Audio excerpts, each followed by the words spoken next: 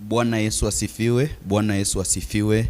Mpendwa msikilizaji, ni siku njema ambayo tunaungana pamoja katika kipindi hiki cha Safina. Kumbuka kipindi hiki kimekuwa cha baraka, kimekuwa cha kuinua hapo nyumbani. Najua umebarikiwa hata wakati huu ambapo tena tunakutana katika hii baada ya Safina. Jiandae, maana siku hii ya leo mchungaji yuko studioni kwa ajili ya kutuelimisha na kutupa mafunzo ya kutuinua. Na kusihi, andaa Biblia yako, andaa daftari, andaa kalamu, maana tunaenda kuitumia wakati kipindi hiki kinaendelea. Kumbuka kipindi hiki kinaletwa kwako na kanisa la More Than the Conquerors. Hivyo barikiwa tunapoletewa neno hili.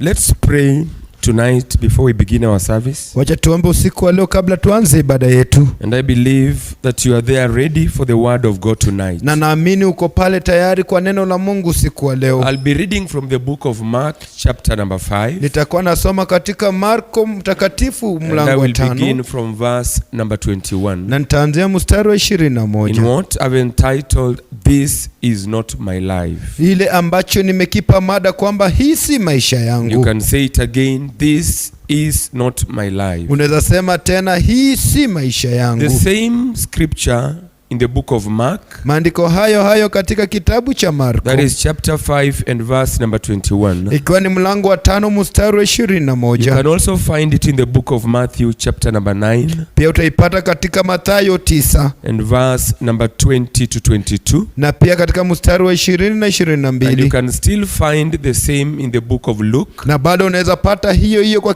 katika kitabu cha Luka. Chapter number 8 verse 43 to 48. Mlango wa 8:43 hadi 48. This is not my life. Hii sio maisha yangu. Let us pray. Wacha tuombe. Father, we just want to thank you. Baba, tunataka tu tukushukuru. You are a good God and a loving one. Wewe ni Mungu mzuri na anayetupenda. We thank you for our lives in this season. Tunakushukuru kwa sababu ya maisha yetu kwa majira haya. Thank you for your word and even tonight. Asante kwa neno lako hata usiku wa leo. There are people who are gathered to hear this word. Kuna watu wamekusanyika kusikiza neno hili. Allow them just to hear from you. Waruhusu wasikize tu kutoka kwako. Because one word from you can change somebody's life tonight. Kwa neno moja kutoka kwako yaweza badilisha maisha ya mtu usiku wa leo. Heal the sick from where they are. Waponye wagonjwa walipo. Touch those families that are suffering. Gusa familia hizo ambazo zateseka. Much more, we also pray for our nation.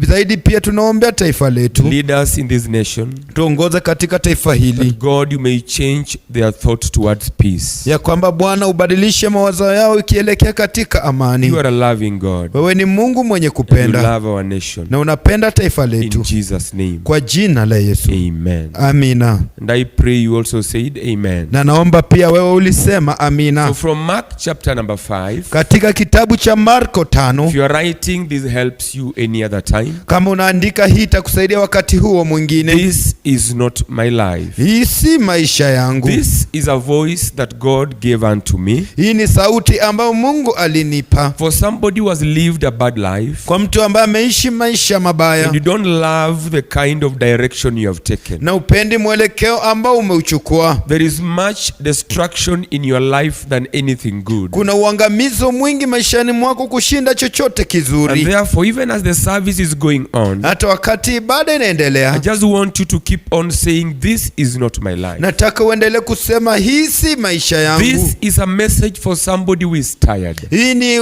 ujumbe wa mtu ambaye amekwama. And you can never be tired until you realize you are tired. Na huwezi kuwa umechoka mpaka utambue kwamba umechoka. Now, people who are tired don't just sit there. Watu ambao wamechoka waketi tu pale. You must stand and behave like you are tired. Ni kana kwamba unatakiwa kubadilika, uonyeshe kwamba umechoka. You must also stand and talk like you are tired. Lazima uanze kuzungumza kama umechoka. Even if you are dancing, your style must show that you are tired. Hata wakati unacheza lazima kucheza kwako kuonyeshe umechoka. And because you are tired, na kwa sababu umechoka, this must be your message. na hii lazima iwe ni ujumbe wako. So don't just walk in your round up and down. Hivyo usitembee tu. I want you to settle down so that we move together. Nataka utulie ili tupate kusonga pamoja. Who knows, this could be your day today. Nani anajua hii inaweza kuwa siku yako. And this could be your hour just now. Na huu unaweza kuwa tu wasaa wako sasa Because hivi, God does not give a word in vain. kwa kuwa Mungu hapeani neno bure. The Bible says when he releases a word from his mouth, Biblia inasema wakati anachilia neno kutoka kinywa chake, it does not come back to him until it has settled the score. hairudi kwake mpaka itimize yale aliyoyatuma The kutenda. purpose for which he sent the word, Kusudi la kutuma neno, the word is so powerful that it cannot return to him neno hilo ni la nguvu zaidi, asiliwezi kurudi kwake until the matter is settled. mpaka tatizo hilo If he lisuluhishwe. sent a word to heal, Alituma neno kwako, then anybody sick there, be ready for your healing. na yeyote aliyekuwa mgonjwa pale kuwa tayari kwa sababu ya If uponyaji. he sent a word to deliver you, Alituma neno likukomboe. somebody you must begin to feel this heat right now. Mtu lazima uanze kuhisi joto huu usiku wa leo. For a little while you must behave abnormally. Kwa muda kidogo lazima uanze kutenda kama You have wazimu. been smart for a very long time, Umekuwa ukijiweka nadhifu kwa muda mrefu, singing the same song for a very long time, ukiimba wimbo huo huo kwa muda mrefu, doing the same thing for a long time. ukitenda jambo hilo kwa muda mrefu. And if the style cannot change, Kama tu mtindo hauwezi then badilika, the results will also never change. hivyo matokeo hayatawahi badilika. So in Mark chapter number 5, Kitabu cha Marko 5, and for the purpose of your understanding, I want to begin from verse 21. na ili upate kuelewa nataka nianze mstari wa This 21. is a story we have heard for a very long time, as long as we were believers. Hii ni hadithi tumesikia kwa muda mrefu kama tu tumekuwa waumini. Verse 21 says, Jesus went back to the other side of the lake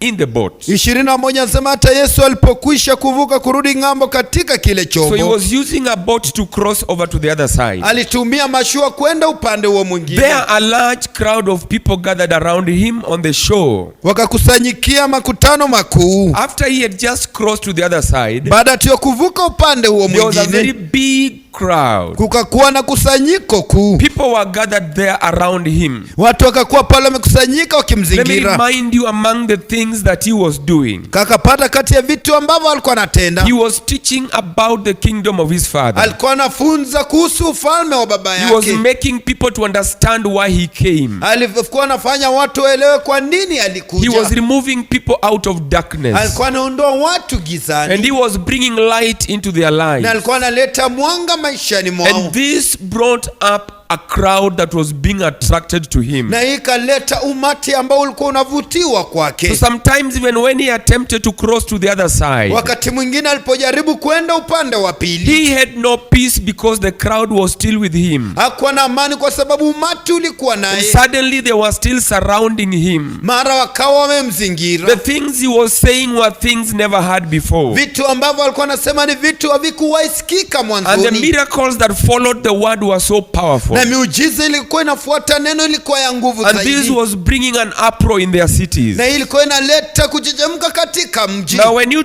put your eyes in verse number 22, Ukiweka macho mstari wa a 22, leader of the synagogue came, mtu mmoja mkuu wa sinagogi akaja, and his name was Jairus. jina lake Yairo. And he saw Jesus and bowed down before him. Hata alipomwona akaanguka miguuni So pake. among the people who came to where Jesus was a leader of the synagogue. Kati ya wale waliokuja mahali ambapo Yesu alikuwa ni kiongozi wa The sinagogi, word that he was speaking was so attractive to people's lives.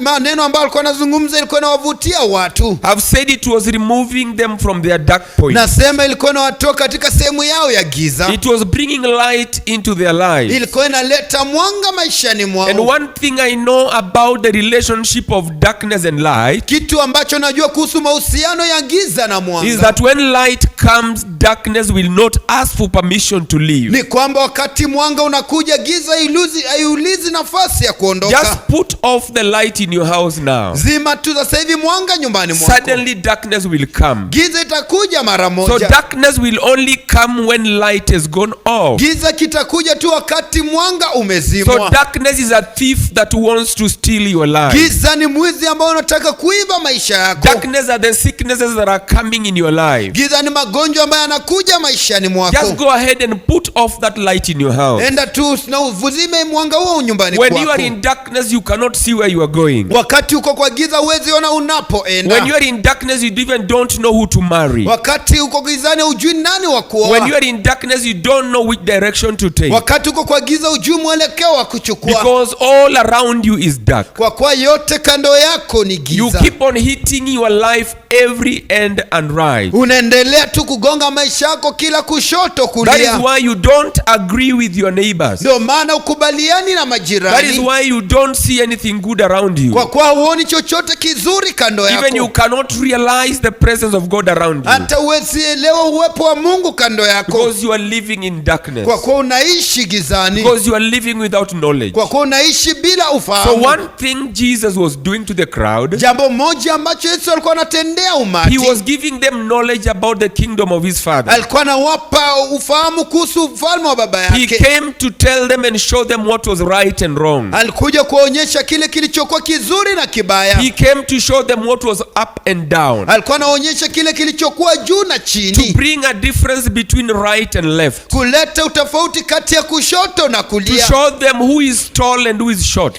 Kuonyesha nani ni mfupi nani ni To mrefu. bring a difference in their lives that was positive. Kuleta utofauti maishani mwao ambao ilikuwa katika njia ya kichanja. And so the Bible says a leader of the synagogue was attracted to Jesus. Biblia inasema mkiongozi wa sinagogi kavutiwa kwa Yesu. And he came to the meeting of Jesus and he bowed down. Akakuja katika mkutano wa Yesu na akainama. And he begged Jesus again and again. Na akamwomba Yesu mara tena na tena. Something was wrong with his life. Tatizo kulikuwa katika maisha yake. There was darkness in his life. Kulikuwa na giza maishani mwake. Something had just gone wrong in his life. Kitu kilikuwa kimeenda vibaya maishani And so he mwake. begged and begged again. Akaomba na kuomba na kuomba. And so he prayed and prayed again. Akaomba na kaomba tena. And so he asked and asked again. Akauliza na kuuliza tena. And so he said, I'm tired of this life. Akasema nimechoka na maisha haya. And so he said, I need the change I've heard you talk about. Akasema nahitaji mabadiliko ambayo nimesikia I need ukiyazungumzia. something to come to an end in my life. Nahitaji kitu kifikie mwisho He maishani bowed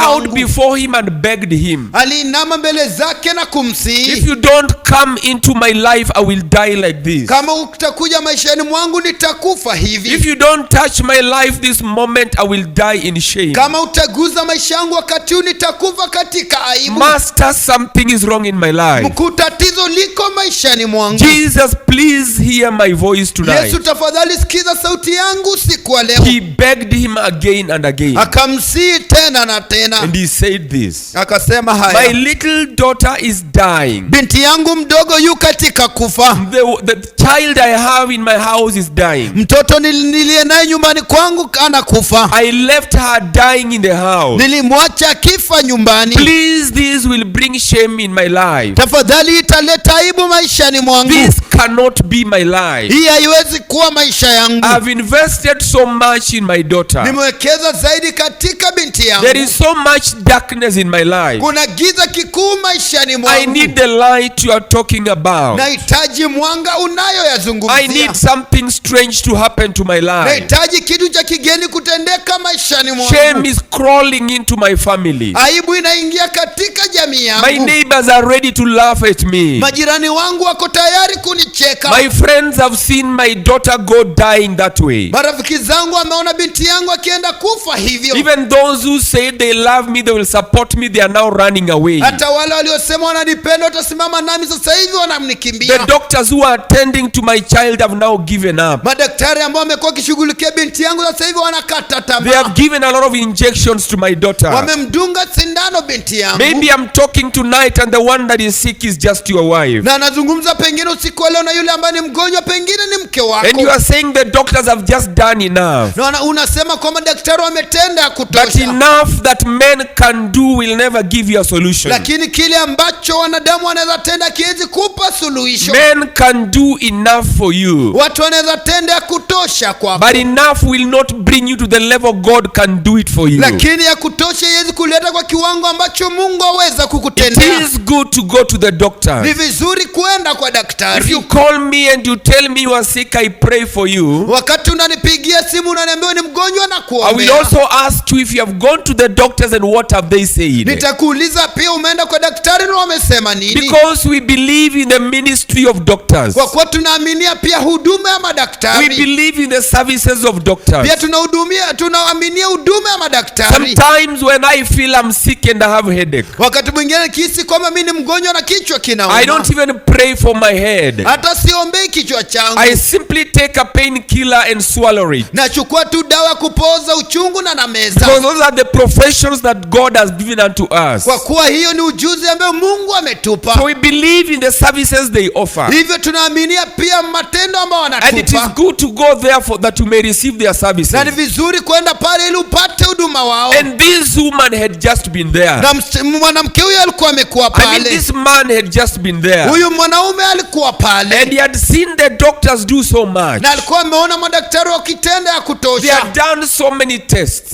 Walifanya kujaribu kwingi. And there was no improvement. Na vipimo hivyo havikuleta hata And he had kukuwa na heard tofauti. about Jesus. Na wakati alisikia kumuhusu And he had Yesu, seen the crowd that was following him. na kaona umati ambao ulikuwa unamfuata. And though he was a leader of the synagogue, Hata kama alikuwa kiongozi wa he sinagogi, went out of his limits. alitoka katika vizuizi When your vyake. daughter is just about to die, Wakati binti yako karibu you kufa, don't sit there and watch your daughter dying. hauketi pale na kuona binti yako akifa. There is something you must do when the worst comes to your family. Kuna kitu ya kutenda wakati kibaki na kujia jamii yako. There is something you must do when the worst has befallen you. Kuna kitu ya kutenda wakati kibaya tu kimekufuata. You don't sit there and begin to sing a sweet song. Hauketi pale na kuanza kuimba wimbo mtamu. There is no sweet song when your daughter is dying. Hakuna wimbo mtamu wakati binti yako anafariki. There is no good food when your daughter is dying. Hakuna chakula kitamu wakati binti yako anafariki. Nothing sounds better when your daughter is dying. Hakuna kinachokuwa kizuri wakati binti yako anafariki. And when your daughter is dying, you must run to the right source of help. Wakati binti yako anafariki lazima ukimbilie kiini kizuri cha So the afya. synagogue leader ran to Jesus. Kwa hivyo kiongozi wa sinagogi akamkimbilia And Yesu. that is my step number one. Na hiyo ni hatua yangu ya kwanza. That if your life is not good, Ya kwamba kama maisha yako si and nzuri. remember the subject tonight, this is not my life. Nakumbuka mada ya usiku wa leo, hii si maisha yangu. I'm showing you where you must run to. Na kuonyesha ambapo unatakiwa kukimbilia. Even if you're a leader in that organization, Hata kama ni kiongozi katika taasisi hiyo. even if you're a leader in that institution, Hata kama wewe ni kiongozi katika taasisi hiyo. even if you're a leader in your family. Hata kama wewe ni kiongozi katika jamii Pointer yako. number one to my subject tonight. Pointi ya kwanza katika mada yangu siku ya You leo. must know where to run to when things are not good. Lazima ujue pa kukimbilia wakati mambo hayaendi vizuri. Sometimes we run to wrong direction. Wakati mwingine tukimbilia mielekeo ambayo I haifai. remember when I was young and I was sick. Nakumbuka wakati nilikuwa mchanga na nilikuwa And I've mgonjwa. kept on saying this testimony because it will never change. Na nimeendelea kusema ushuhuda huu kwa sababu haitawahi And badilika. I was very sick and I was in the hands of my mother. Wakati nilikuwa mgonjwa mkononi mwa mama yangu, She would run to the witches for help. angekimbilia waganga kupata She msaada. could hear in the village people saying so and so can help you. Angesikia kijijini mtu fulani fulani anaweza And kusaidia. very early in the morning she would carry me and we run Na there. kila asubuhi angenibeba tukimbie mahali But even pale. when we came back, things were never better. Na wakati tulirudi hata mambo hayatakuwa She mazuri. would hear of another witch in another area. Angesikia mganga mwingine upande And we mwingine. would all go there very early in the morning. Na wote tungeenda pale asubuhi na mapema. And you were given some things to come and take and Na apply. tungepewa vitu ya kwenda But kuyatumia. the situation never grew better. Lakini hali haikubadilika kuwa nzuri. When you attempt to get help from a wrong source, Wakati unajaribu kupata msaada katika kiini kichisofaa, things will never change. vitu havitawahi badilika. When you go to a wrong source, Wakati unaenda katika kiini you will kisichofaa, never get the right product. hautapata kitu ambacho You kinastahili. can never be looking for meat Hawezi kuwa unatafuta nyama and you go to a butter shop. na unaenda katika duka la You will bata, get a wrong product there. utapata bidhaa ambayo haifai So you pale. must know what you are looking for. lazima ujue unatafuta And nini, you must know the source of what you are looking na for. lazima ujue kini ya kile ambacho unatafuta. So you must run to the right source. Hivyo lazima ukimbilie kini kinachofaa. So my mother always was going to the wrong source. Mama yangu kila wakati alienda katika kini And kisichofaa, when you attempt to go to the wrong na source, wakati unaenda katika kini the kisichofaa, problem you have will worsen up. tatizo ambalo unalo itakuwa mbaya It zaidi, will grow worse than it was. itaendelea kuwa mbaya zaidi ya jinsi ilivyokuwa. So run and get help from the right source. Hivyo kimbia na upate msaada katika kini So kinachofaa. step number 1, you must realize the life you are living. Hatua ya kwanza, lazima utambue maisha uishio. Are you enjoying that life? Je, unafurahia maisha hiyo? Can you hear the voice of God? Je, unaweza sikia sauti ya Is Mungu? God telling you that is your life? Kama Mungu anakuambia hiyo ni maisha yako, If it is your life, it will give you peace. kama ni maisha yako itakupa If amani. that life is troubling you, Kama maisha haya if yanakutatiza, that life is bringing shame to you, kama maisha haya yanakuletea aibu, if you are not satisfied with that life, kama hujatoshelezwa na maisha then you hayo, must realize that that is not your life. hivyo lazima utambue hiyo siyo maisha And yako. when it is not your life, Na wakati si maisha you yako, must get help from the right source. lazima upate msaada kutoka kwa kini kinachofaa. This is not my life. Hii si maisha yangu, This is not my life. hii si maisha So yangu. where do you run to when it is not your life? Unakimbilia wapi wakati si maisha You yako? must run to the right source of help. Lazima ukimbilie kini kinachofaa cha So the msaada. Bible says the leader of the synagogue went to where Jesus was. Biblia inasema kiongozi wa sinagogi akamwendea Yesu. To bow down simply means to worship. Kuinama chini na maanisha tu kwamba akaabudu. And so he worshipped and begged him. Hivyo akaabudu na To kumusii. beg simply means to pray. Kumsii na maanisha tu kuomba. So worship is important. Kwa hivyo ibada ni ya maana, And prayer is important. na pia kuabudu kuomba ni ya So he maana. worshipped him. Hivyo akamwabudu And then he prayed to him again and again. na kamuomba tena na tena. And he opened up his mouth and said, my little daughter is dying. Akafungua kinywa chake na akasema, binti yangu mdogo anafariki. Maybe something is dying in your life. Pengine kitu kinakufa maishani mwako. When it is dying, it means it's just about to go out of your hands. Wakati kinakufa inamaanisha kiko tayari tu kutoka katika uelekezo You wako. could be doing a business that is dying tonight. Unaweza kuwa unafanya biashara ambayo inafariki usiku wa You leo. could be in school and that profession is just dying. Unaweza kuwa tu shuleni na kazi hiyo inaanguka. Dying because your parents cannot afford the fee. Inakufa kwa sababu mzazi wako hawezi pata karo. You can be in a relationship that is just about to die. Unaweza kuwa kwa uhusiano ambao uko karibu kufa. You can be in a place that things are not working for you. Unaweza kuwa mahali ambapo mambo hayaendi vizuri kwako. Working in an office but everybody is against you. Unatenda kazi kwa ofisi lakini kila mmoja ako kinyume So your nawe. relationship with almost everybody is about to come to an end. Uhusiano na kila mtu karibu unafikia mwisho. The relationship between you and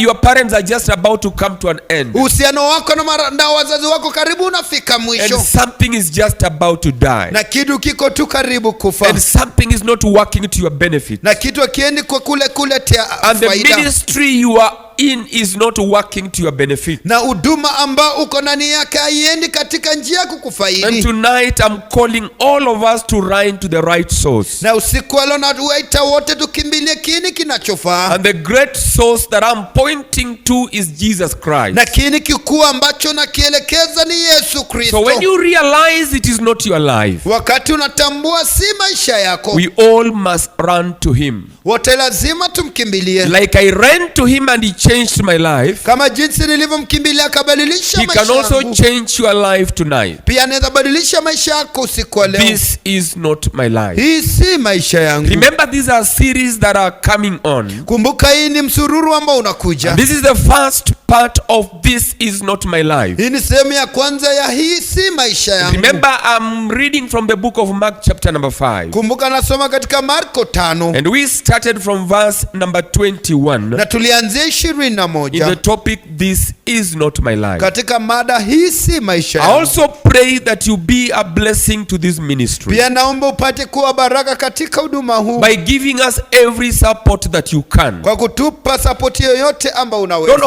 hold on to your finances. Usishikilie fedha zako. Release that which God is commanding you to release, Achilia kile ambacho Mungu anakuamrisha kuachilia, so that the work and the gospel that we are preaching can continue. ili kazi na injili ambayo tunahubiri ipate I kuendelea. pray for everybody whoever gives money so that this ministry can go on. Naombea kila mmoja ambaye anatoa fedha ili huduma huu upate And kuendelea. even those who are praying with us, Hata wale ambao wanaomba nasi, those who have seen it good to come even to our altar, wale ambao wameona ni vyema kuja hata madhabahuni petu, and so that we worship him together and pray, ili tupate kuabudu pamoja na kuomba, like the synagogue leader. kama kiongozi wa I sinagogi. have a great expectation Niko na matarajio makuu that you are not only just a member of this ministry through the radio, ya kwamba wewe si tu mshirika wa huduma huu kupitia that you redio, are also going to take a step and look for where our altar is. na pia utafanya hatua kutafuta mahali madhabahu yetu yapo. Come there very early so that we worship together. Kuja pale ili tupate kuabudu pamoja. Come there very early so that we indicate to you where the pointer of help is. Ukuja mapema mahali pale tukuonyesha mahali ambapo msaada wako The unatokea. synagogue leader ran to Jesus, Kiongozi wa sinagogi akamkimbilia and he Yesu, worshipped him and begged him. akamwabudu na kumsihi. Then he told Jesus what his problem was. Akamwambia Yesu tatizo lake ni lipi. Come there, and I want to believe that your life will never be the same again. Kuja pale nataka niamini maisha yako haitakuwa jinsi We are ilivyokuwa there tena. and we do nothing more than talk about Jesus. Tulikuwa pale hatutendi kingine ila kuzungumza tu kumhusu Yesu. Remember, our services begins at 10, Kumbuka ibada yetu inaanza saa 4. and we end when the Holy Spirit says enough is enough. Na tunamaliza wakati Roho Mtakatifu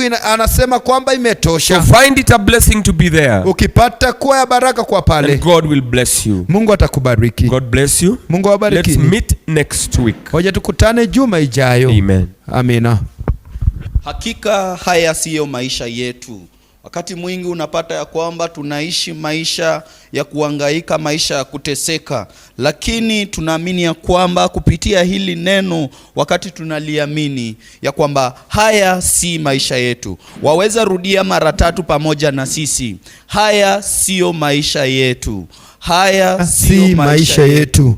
Haya si maisha yetu. Wakati unaamini ya kwamba hayo siyo maisha yako, basi hayatakuwa maisha yako. Waweza wasiliana na mchungaji kupitia nambari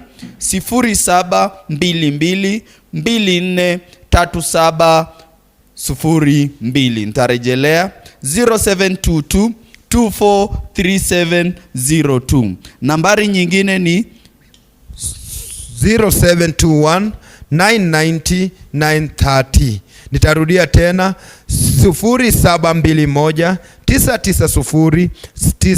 0721990930. Kumbuka mafundisho haya na mengine unaweza yapata kupitia mitandao ya kijamii. Andika tu jina More Than Conquerors Eldoret pale Facebook, pale YouTube, utapata haya mafunzo na mengine zaidi. Yatakuwa ya kuelimisha, yatakuwa yanakujenga. Kumbuka hapo pia ibada zetu huwa live katika mitandao ya YouTube. Wakati unaandika tu jina More Than Conquerors, na itakuwa ya baraka zaidi. Na pia ukitaka kuabudu nasi, kuja katika eneo la Kipkaren, ukiwa tu pale karibu na lango la Kimalel Primary School, unateremka katika njia hiyo iendayo Kipkaren kama mita 150 hivi, utapata pale kibao imeandikwa More Than Conquerors a Healing Pool. Kuja mahali pale tukapate kuabudu pamoja, maana Mungu huyu ni mmoja na ni wa wote. Kumbuka nambari hizo ambazo tumepeana pia zinaweza tumika kwa ajili ya kutuma sadaka yako, kutuma dhabihu yako na kujiunganisha. Wakati unasema ya kwamba hayo si maisha yako, waweza jiuliza ni maisha gani ambayo unaishi, lakini wakati unaamini ya kwamba hayo si maisha yako, na basi itakuwa hivyo. Na hivyo tunajua kwamba wakati utakubali si yako, Bwana Yesu ako tayari kuyabadilisha kama jinsi mchungaji amesema. Kwa hivyo kuwa tayari, wakati tutakutana mahali pale, Yesu atatutendea wote kwa pamoja. Kumbuka usikose kuungana pamoja nasi Jumatano ijayo kwa kipindi cha pili, yani part 2 ya haya Sio maisha yangu, na itakuwa ya baraka. Kwa kawaida tunasema wacha jina la Bwana lisifiwe, jana, leo na hata milele. Amina. Shalom, shalom, hadi shalom. wakati ujao.